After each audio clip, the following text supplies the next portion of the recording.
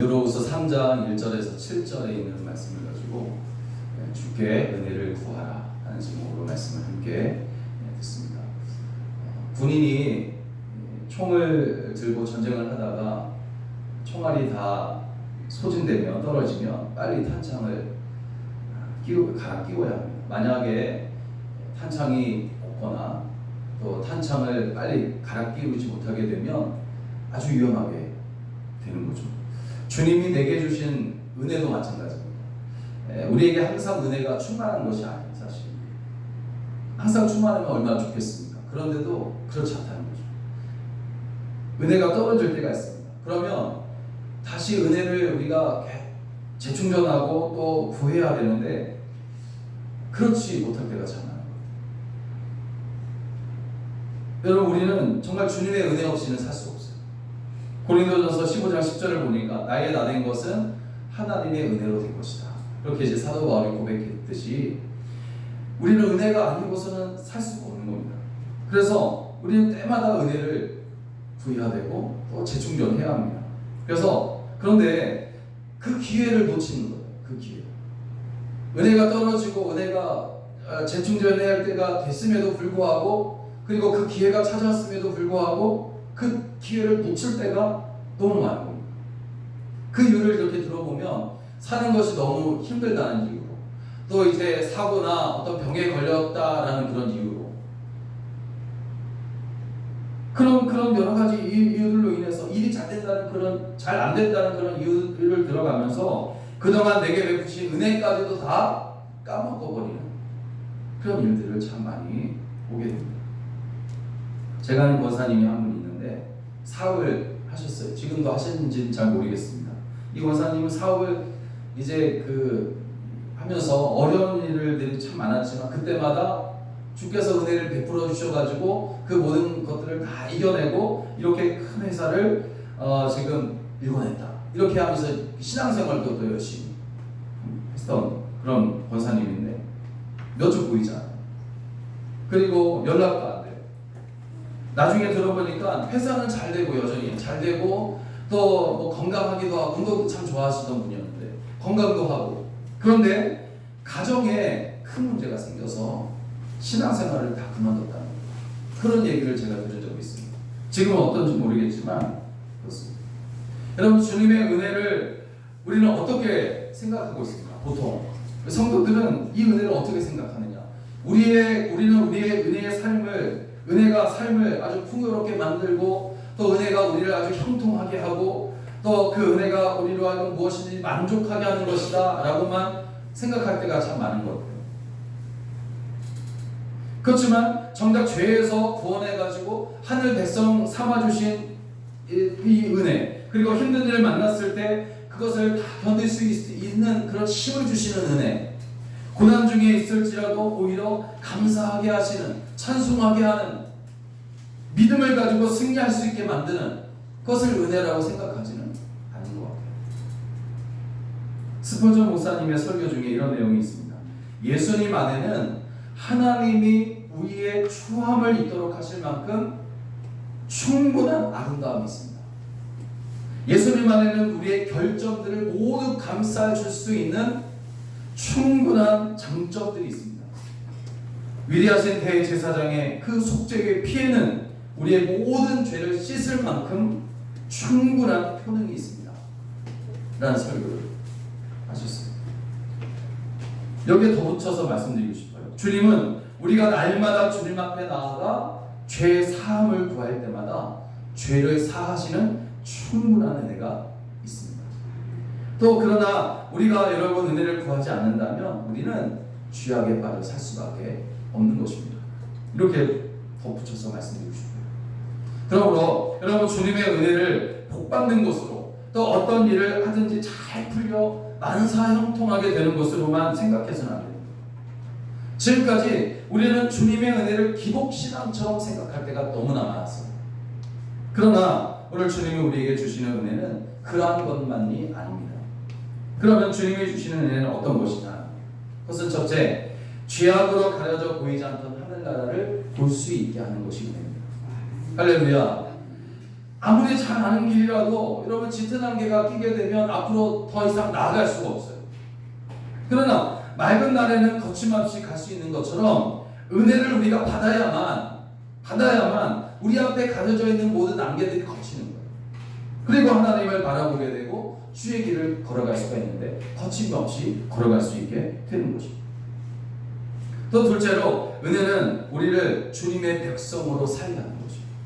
은혜가 뭐냐? 그것은 바로 우리로 하여금 주의 은혜로 어떤 환경 속에서도 어떤 어려움 속에서도 믿음을 잃지 않고 신실하게 끝까지 신앙을 지키며 살아갈 수 있게 만드는 것이 바로 주의 은혜인 줄로 믿습니다. 사람들은 더 큰 집으로 이사가는 것을 이거 우리 주님께서 내게 은혜 베푸신 것 때문이다 이렇게 말하기도 하고 더 크게 사업을 해서 더 많은 돈을 벌게 되면 이게 하나님의 은혜다라고 생각하는 그런 일들이 있어요. 그런데 여러분 가만히 생각해 보면 더 크고 더 많이 가진다 할지라도 그것이 우리를 평안하게 하거나 그렇게 하지 않잖아요. 자유롭게 합니까? 그렇게 하지는 않습니다. 구원에 이르게 하거나 죄사함의 역사가 거기에는 없어요. 은혜가 주님의 은혜가 우리로 죄로 가려진 그 모든 것들을 거두고 하나님의 나라를 바라보게 하는 것이 은혜이고 또 모든 어떤 환경 속에서도 그 모든 것들을 이겨낼 수 있는 힘을 주는 것이 바로 주의 은혜인데 그거는 싹 빠지는 거예요. 구원에 이르게 하거나 죄사함의 역사를 일으킬 수 없어요. 그것을 가지고 또 사람들이 은혜라고 생각해요. 여러분 우리에게는 분명한 목적이 있어요. 그것은 하나님 나라에 사는 것인데 그 목적을 위해서는 세상에서 사는 동안 주의 은혜가 절대적으로 필요합니다. 무슨 일을 만나도 믿음을 지킬 수 있는 은혜가 있어야 된다는 거죠. 또 고난을 당하고 힘든 일을 만나도 견딜 수 있게 하는 그런 은혜. 죄 가운데 있지 아니하고 회개해서 주님의 자녀로 계속해서 살아갈 수 있도록 만드는 것. 이런 은혜가 우리가 살아가는 이 세상에서 필요한 것이에요. 너무나 필요하고 절대적으로 필요한 은혜입니다. 그렇다면 이런 은혜를 우리는 어떻게 받을 수 있겠는가라는 거죠. 오늘 본문의 말씀을 보니까 첫째, 말씀을 듣고 기억해야 된다. 그렇게 나왔습니다. 이런 은혜를 우리가 받으려면 이 세상에서 고난을 당해도 승리할 수 있게 하는 그런 은혜를 우리가 받으려면 또 우리의 죄가 거둬지고 하나님의 나라를 바라볼 수 있게 하는 그런 은혜를 우리가 받으려면 어떻게 해야 되느냐? 첫째, 말씀을 듣고 기억해야 된다는 거죠. 2절을 보니까 이렇게 나왔습니다. 곧 거룩한 선지자의 예언의 말씀과 주 대신 구주께서 너희의 사도들로 말미암아 명하신 것을 기억하게 하려 하노라 하는 말씀입니다. 이 말씀은 두 가지지 않습니까? 선지자가 예언한 말씀 그리고 주님께서 사도들을 통해서 하신 명하신 말씀 이렇게 두 가지로 나눌 수 있어요. 첫째, 거룩한 선지자를 통해서 한 예언의 말씀은 어떤 것이냐 어떤 의미가 있느냐라는 건데 하나님은 이스라엘 백성이 죄를 지을 때마다 누구를 보냈냐면 선지자들을 그들에게 보냈어요. 그러니까 죄를 지을 때마다 그런 거예요. 그러니까 선지자를 보냈어요. 그럼 선지자들이 뭐를 하냐? 하나님께서 선지자를 보내가지고 죄를 지은 이스라엘 백성들을 책망하시는 거예요. 책망하세요.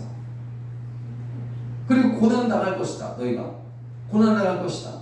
그러나 너희가 회개하면 하나님이 구원해 주실 것이다. 이걸 이제 선지자들이 죄 지은 이스라엘 백성들에게 하나님의 명령을 받아서 가가지고 선포하는 거예요. 그러면 그 말씀을 듣고 이제 회개하며 돌아오게 되면 어김없이 하나님은 모든 것을 회복시켜 주시는 이런 일들이 이스라엘 백성들에게 계속해서 몇 번이 거듭됐습니다. 그러므로 선지자를 통해서 한 그 예언의 말씀을 기억하라. 이 말은 무슨 말이냐면 주의 은혜가 죄를 회개하고 돌아오는 사람에게 임한다는 거죠. 이스라엘 백성들이 죄악에서 돌이켜 다시 하나님의 이름을 부르면 죄를 사하시는 은혜가 그들 가운데 임했던 것처럼 죄악 가운데 머물러 있지 말고 빨리 돌이키라는 것입니다. 그래야만 주님의 은혜가 있을 자리가 우리 가운데 마련될 수 있기 때문이라는 거죠. 두 번째로 주께서 명하신 것을 기억하라. 그렇게 나와 있습니다. 주님이 명하신 모든 말씀을 믿고 행하는 중에 은혜가 임한다. 그런 말이에요. 주께서 명하신 것, 주께서 명하신 게 뭡니까? 그것은 복음을 전하는 일이고 세상의 소금이요 빛으로 살아가라는 그런 말씀입니다. 하나님을 사랑하고 이웃을 사랑하라. 가장 큰 계명이에요. 너희는 세상의 빛이다. 너희는 세상의 소금이다. 빛에 거하라. 먼저 그의 나라와 그의 의를 구하라. 하는 이런 모든 말씀입니다. 이것을 지켜 행하라 이런 말씀입니다. 지켜 행하라. 여러분, 하나님이 선지자를 보내신 이유는 무엇이라고 했습니까? 그것은 예언의 말씀을 전하기 위해서인데, 예언의 말씀은 다른 것이 아닙니다. 범죄한 백성을 책망하고 죄에서 돌이켜 다시 하나님의 이름을 부르면 구원하신다라는 그런 말씀입니다. 결국 죄에서 돌이키라는 것이고, 그렇게 되면 주의 은혜가 임하게 될 자리가 마련되는 것이다, 그런 말씀. 그렇지만 은혜가 임할 자리가 마련된 것으로 다 끝나는 것이 아니지 않습니까? 그릇이 준비가 되었어도 그릇에 아무것도 담겨있지 않으면 그 그릇은 그냥 찬장에 집어넣어져 있는 거예요. 아무 가치가 없어요. 그렇듯이 주의 은혜가 그 그릇에, 준비된 그릇에 가득 채워져야지만 되는데, 그렇게 되기 위해서는 주께서 우리에게 명하신 그 일을 우리가 믿고 지켜 행해야 된다는 것이죠. 믿고 실천하고 행하는 중에 주의 은혜가 차곡차곡 쌓이게 돼서 모든 것을 참으며 모든 것을 견디며 모든 것을 이길 수 있게 된다라는 그런 말씀인 줄로 믿습니다. 고린도서 13장은 사랑장인데, 이 사랑장 말씀에 보면 모든 것을 참으며 모든 것을 믿으며 모든 것을 바라며 모든 것을 견디느니라 하는 말씀이라. 물론 사랑이 그렇다, 그런 말씀인데, 주님의 사랑에 대한 말씀이지만 사실 이 말씀 또한 주님의 은혜가 모든 것을 할 수 있게 하는 능력이 된다는 그런 말씀인 줄로 여러분 믿으시기 바랍니다. 그럼 둘째, 은혜를 받으려면 어떻게 해야 되냐? 이 시대를 향한 하나님의 그 뜻, 그 주님의 뜻을 우리가 잘 분별해야 돼요. 잘 분별해야지만 우리가 은혜를 받을 수 있어요. 로마서 12장을 보면 너희는 이 세대를 본받지 말고 오직 마음을 새롭게 함으로 변화를 받아 하나님의 선하시고 기뻐하시고 온전하신 뜻이 무엇인지 분별하도록 하라. 그렇게 말씀하세요. 지금 이 시대가 여러분 어떻다고 생각하십니까? 생각해보면 모든 것이 두리뭉실한 것 같아요. 두리뭉실해요. 분명 악한 것도 아니고 선한 것도 아니고, 분명 악한 것인데 힘 있는 자가 선하다고 말하면 그게 선한 것이 돼요. 사람들은 자기에게 유익이 되며 다른 사람이 어떻게 되든지 상관하지 않습니다. 그런데 여러분, 사실 이러한 모습들은 생소한 것이 아니에요. 아담이 죄를 지은 이후로부터 줄곧 있었던 일들이기 때문에 사실 생소한 것이 아니에요. 그런데도 우리가 기분 나쁘고 자존심이 상하는 이유가 있어요. 그것은 바로 살아계신 하나님을 거절하고 믿는 자들을 조롱하는 듯한 일들이 그 가운데 있기 때문에, 이것이 우리로 하여금 힘들게 하는 거예요. 3절 4절의 말씀입니다. 먼저 이것을 알지니 말세에 조롱하는 자들이 와서 자기의 정욕을 따라 행하며 조롱하여 이르되 주께서 강림하신다는 약속이 어디 있냐? 조상된 잔 후로부터 만물이 처음 창조될 때와 같이 그냥 있다 하면서 조롱해요. 이 말씀을 보면 지금 이 시대의 모습을 이렇게 보는 것 같아요. 그러나 여러분, 이럴 때일수록 우리는 알고 있어야 될 것이 있습니다. 그것은 뭐냐면 사탄이 우리의 신앙을 강하게 흔들면 흔들수록 하나님께서 살아계시다는 증거는 더욱 확실해진다는 증거예요. 이것을 우리가 알아야 합니다. 본래 여러분 생각해보면 뒤로 이제 어떤 이제 그 속이는 사람들일수록 앞에서 말이 많지 않습니까? 그래서 지금 마귀는 말도 많고 말이 움직이기도 해요. 그만큼 자기 스스로 이급하다는 생각이 들기 때문에 그런 거 아니냐는 거죠. 낮이 있으면 밤이 있고 음지가 있으면 양지가 있고 어두움이 있으면 밝음이 있어요. 그렇듯이 오늘날 사탄의 세력이 드셀지라도 하나님의 역사와 주의 은혜는 커서 사모하는 자에게 더 크게 임하게 된 줄로 믿으시기 바랍니다. 두리뭉실한 이 시대에 악한 것이 악하지 않고 선한 것으로 탈바꿈하는 이 시대에, 그리고 그로 인하여 교회를 비방하고 성도들을 비방하는 세상을 우리가 바라보면서 분명히 하나님의 뜻을 분별해 줘야 돼요. 그것이 뭐라고 했습니까? 그것은 바로 그럴 때일수록 하나님의 은혜가 우리 가운데 더 크게 임한다라는 사실. 누구에게? 바로 사모하는 자에게 임하는 것이죠. 그러면 여러분, 사모하는 마음이 더욱 커져서 하나님의 은혜가 이 시대에 더욱 여러분 가운데 있어지기를 주의 이름으로 축원합니다. 또 마지막으로 구원하신 은혜를 우리가 마음에 새겨야 됩니다. 우리가 하나님의 은혜, 주의 은혜를 계속해서 받으려면 구원하신 은혜를 우리가 마음에 새겨야 돼요. 어미 오리가 앞에서 이렇게 이제 가게 되면 새끼 오리들이 뒤에서 졸졸졸 따라갑니다. 줄 맞춰서 따라갑니다. 만약에 그런데 어미 오리가 갑자기 앞에서 싹 사라져버려요. 그러면 그 아기 오리, 새끼 오리들은 길을 잃어버리고 막 이제 우왕좌왕하고 또 위험하게 돼요. 구원하신 은혜는 어미 오리와 같은 것 같아요. 왜냐하면 아무리 많은 은혜를 받았어도 구원하신 은혜를 잃어버리게 되면 우리는 위험에 빠지게 된다는 거죠. 구원하신 은혜, 우리를 구원하신 은혜. 누가복음 12장을 보면 어리석은 부자의 비유라는 주님의 말씀이 나오는데, 한 부자가 그 해에 소출이 많아서 전에 있었던 창고를 허물고 더 크게 지어서 이제 거두어들인 그런 소출을 그 창고에 가득 채워 놓습니다. 그러면서 그 쌓아놓은 소출을 그 창고에 쌓아놓은 그 물건들을 보면서 말하는 거죠. 내용은 여러 해 쓸 물건을 많이 쌓아뒀으니 이제 편안히 쉬고 먹고 마시고 즐거워하자. 그랬더니 그 모습을 보신 하나님이 어떻게 말씀합니까? 어리석은 자야, 오늘 밤에 내 영혼을 도로 찾으리니 그러면 내 준비한 것이 누구의 것이 되겠느냐. 이 말씀은 땅의 재물을 쌓아두지 말고 하늘의 재물을 쌓아두라 하는 그런 말씀인데, 더 생각해보면 이렇습니다. 곡식과 재물이 많아져서 창고에 가득 채워놓는다 할지라도 그것이 생명보다는 귀하지 않다는 거죠. 생명보다는 귀하지 않은 거예요. 다시 말하면 우리의 영혼이 구원받는 것보다 귀한 것은 없다라는 것이죠. 여러 위험에서 안전하게 되는 것도 주님의 은혜고, 고난을 견딜 수 있게 하는 것도 은혜고, 어떤 경제적인 것이나 건강하게 사는 것도 다 주님의 은혜입니다. 그렇지만 그 모든 은혜 중에 가장 큰 은혜이고, 그 모든 은혜를 은혜로 만들게 하는 것, 반석같이 흔들리지 말아야 하는 그 은혜는 우리를 죄에서 구원하신 은혜인 줄로 믿습니다. 요한복음 3장 17절에서 하나님이 그 아들을 세상에 보내신 것은 세상을 심판하려 하심이 아니요 저로 말미암아 세상의 구원을 받게 하려 하십니다. 구원하시려고 우리 가운데 오신 거예요. 그러니까 구원하시려고 오신 주님께서 우리에게 구원을 베푸시고 우리를 구원해 주시고, 우리가 그 사실을 믿고 하나님 주님께서 나를 구원해 주셨다라는 믿음을 갖게 된다는 것, 이것이 가장 큰 은혜인 것은 당연한 일입니다. 구원하러 오신 분의 뜻이 우리 가운데 이루어졌기 때문에 그런 거예요. 하나님은 복잡하지 않으시고 참 단순하신 것 같아요. 왜냐하면 용서해도 또 죄를 짓는 우리를 또 용서하시기 때문에, 우리가 연약해서 범죄하기 쉬운 줄 아시면서도 회개하면 또 어김없이 용서하시기 때문에, 이것이 바로 우리를 죄에서 구원하시는 은혜, 우리의 모든 죄에서 구원하신 그 은혜를 우리가 늘 기억해야 되고, 또 살아가는 동안 우리를 계속해서 구원하시는 은혜를 사모해야 할 줄로 믿습니다.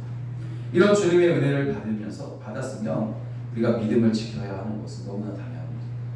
그런데 말로는 믿는다고 하면서 삶은 전혀 그렇지 않나 보이는 때가 참 많은 것 같습니다. 이런 겁니다.